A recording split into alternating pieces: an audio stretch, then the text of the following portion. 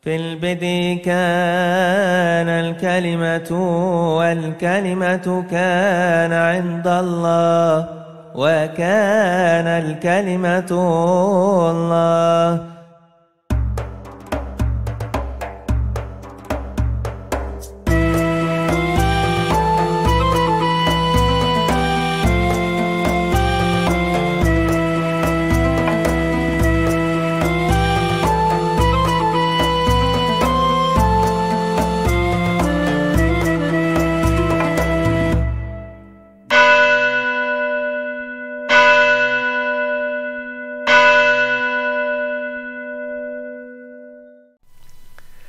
Selamat berjumpa kembali kekasih Tuhan, siapapun Anda yang hadir menyaksikan program ini dalam edisi khusus podcast bersama saya, Pastor Lukas Kusuma dengan Bapak Dr. Bambang Nurseno, seorang yang sungguh-sungguh menjadi berkat bagi banyak orang. Pak Bambang, selamat bertemu kembali nih Pak. Terima kasih, salam. Kita bisa ngobrol santai nih Pak. Iya. Ada tuduhan lagi Pak. Selama ini sering Kristen dituduh ya, karena kita tahu bahwa kebenaran itu seringkali ada banyak yang mencoba untuk memalsukan dan mengaburkan. Pak, katanya bahwa Alkitab itu adalah buku porno Pak, karena terutama dalam kitab Kidung Agung, Pak. Waduh, ada banyak kata-kata vulgar katanya, ada buah dada dan sebagainya. Tapi herannya, Pak, ada yang mengklaim, polemikus yang mengklaim bahwa dalam Kidung Agung 5 ayat 16 itu katanya ada kata Muhammad, Pak, di sana. Ya. Nah, ini kan saya coba bacakan Kidung Agung pasal 5 ayat 16. Kata-katanya manis semata-mata, segala sesuatu padanya menarik. Demikianlah kekasihku, demikianlah temanku, hai putri-putri Yerusalem. Nah, bagaimana pendapat Bapak? Iya, pertama-tama kalau soal ada nama Muhammad itu tidak betul. Karena dalam teks aslinya wikulu mahmadim, segala yang ada padanya sangat menarik. Jadi mahmadim itu artinya menarik. Tidak ada kaitannya dengan Muhammad. Karena setiap bahasa serumpun itu kan punya kemiripan. Ibrani dan Arab itu serumpun. Tapi apa yang di Ibrani serumpun dalam bunyi belum tentu artinya sama.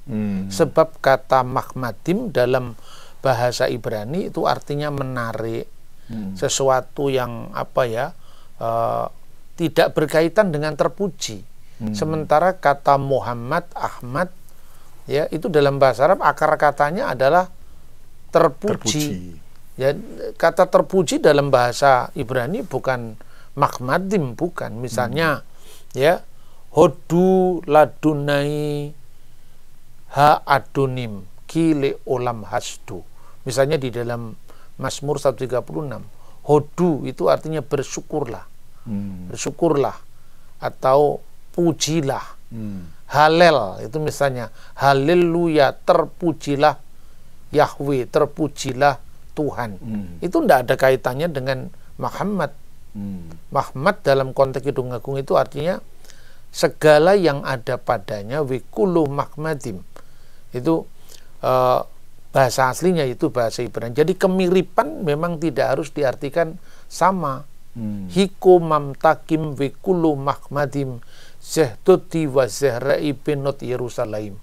Jadi itu puji-pujian pengantin laki-laki dengan pengantin perempuan dengan pengantin laki-laki. Itu kan sesuatu hal yang sifatnya manusiawi. Dan teks kitab suci dalam Kristen itu tidak dipahami dalam makna wahyu yang turun dari surga didiktekan oleh malaikat. Itu kan wahyu dalam konteks Islam.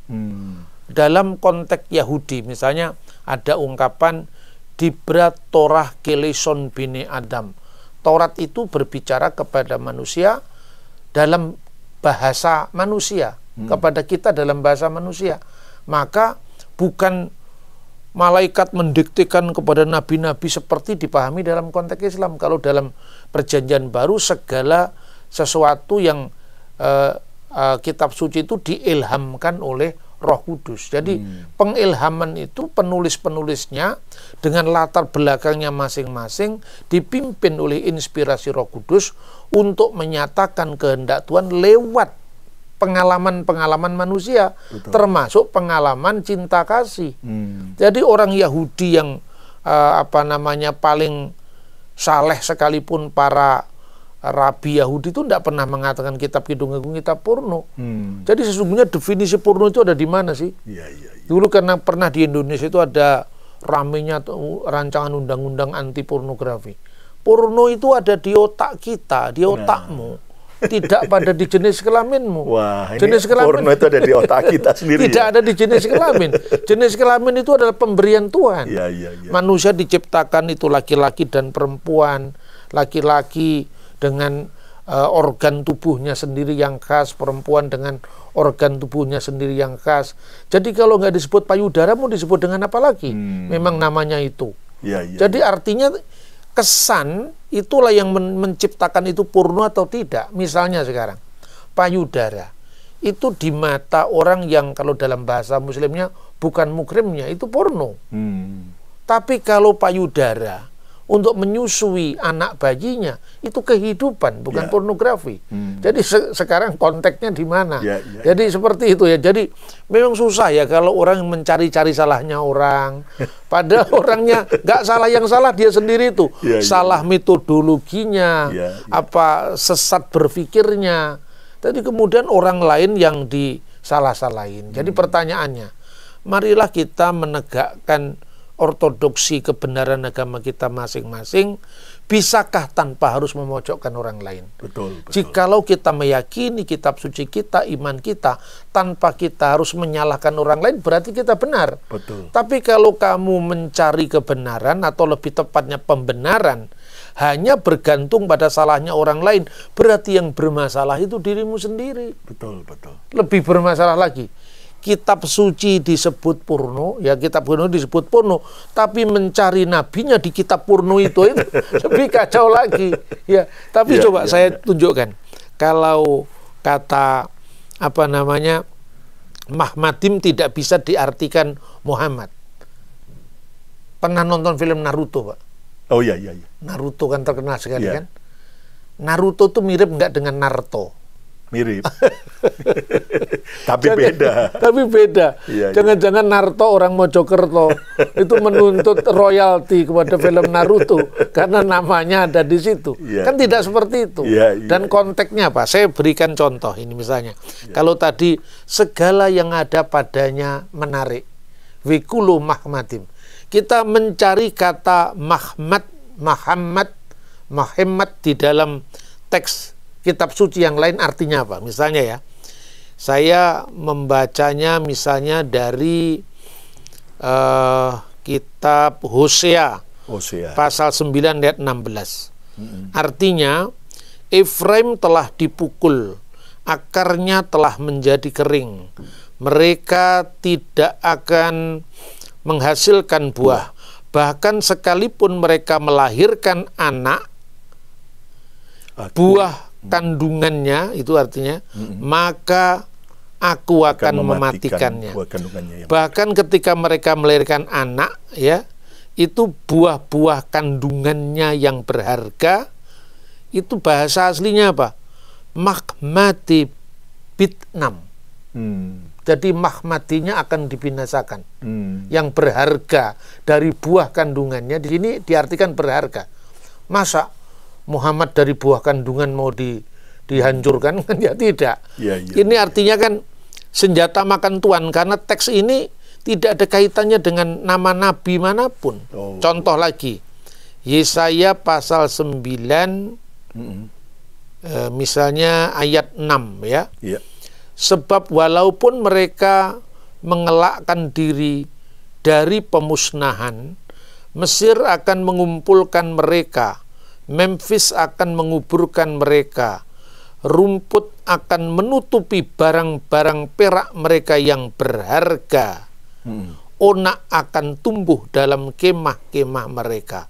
Hosea 9 ayat 6. Di mana ada kata mahemat di sini? Barang-barang mereka yang berharga itu mahemat. Tapi bukan Muhammad. Jadi barang-barang mereka yang mahemat akan dihancurkan. Masa seperti itu? Jadi tidak seperti kata yang mirip seperti mahemat, mahmadim, itu kemudian konteksnya semua dipukul rata ini untuk namanya Muhammad, seorang nabi yang diyakini oleh teman-teman muslim. Tidak. Marilah jaga kehormatan nabimu, jangan kemudian malah mencari ayat-ayatnya orang lain, dilepaskan dari konteks ketika dibacakan ayat lain yang ada namanya Mahemat atau Muhammad atau Mahmadim, jadi kacau balau seperti itu. Ya.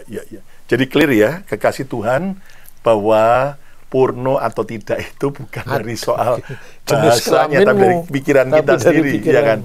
Ya, orang kalau porno mandang botol ini aja udah bisa pikiran porno, ya, kan? Betul. Tapi jelas kita mengerti bahwa pembahasan Alkitab itu bahasa yang mendarat ya.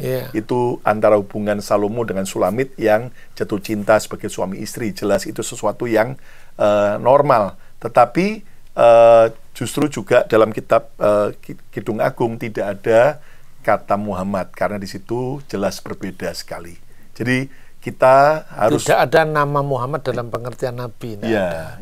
Jadi paham sekali ya, kita harus jadi orang beriman tapi juga cerdas, dan kita tahu bahwa Kidung Agung juga punya makna bahwa Salomo itu adalah gambaran Tuhan kita yang mengasihi kita seperti kita adalah gerejanya Sulamit, di mana saat kita betul-betul mau meresponi kasih daripada Tuhan kita Yesus, maka kita akan mengalami yang terbaik. Hari ini, jika Anda mau menikmati kasih yang sejati, kasih yang sempurna, bukalah hati bagi Tuhan Yesus yang sungguh rela berkorban buat kita di kayu salib. Dan barang siapa percaya pada Yesus, ia akan diselamatkan. Dan ayo kita makin setia ikut Yesus, jangan pernah goyah, sekali Yesus tetap Yesus. Saya Pastor Lukas Kusuma dan Bapak Dr. Bambang Nurseno mengucapkan berkat Tuhan. Sampai berjumpa kembali. God bless you all. Amin.